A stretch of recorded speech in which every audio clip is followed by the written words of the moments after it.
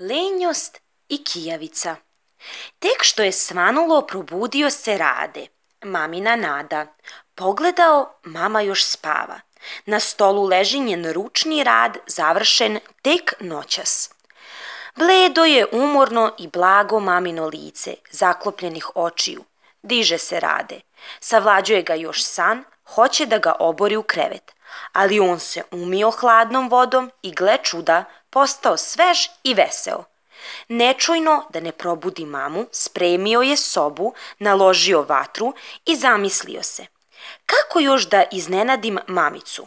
Hajde da uredim i šupu. A u šupi su Lenjost i tetka Kijavica pregledale svoje torbice.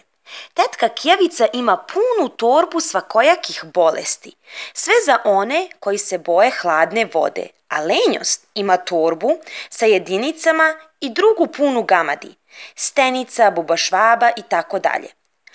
Ona sve to voli da seje, jedinice oko lenje dece, a gamad tamo gde se ne pazi na čistoću. Bar ovde, reče tetka Kijavica, bar u ovom uglu mogu da posejem jedan pravi magareći kašalj.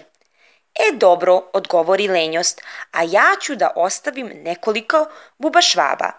Ali na te reči, baš nad njenom glavom, pojavi se Radina velika metla i poče da čisti. Gospođa Lenjost i tetka Kijavica pobegoše zauvek ne samo iz šupe, nego čak iz dvorišta. Kuda ćemo sad? Upita tetka Kijavica kada su se našle zadihane napolju. Hajdmo kod prije nečistoće, reče Lenjost. Ona ima udoban stan, tamo će nam biti sasvim dobro.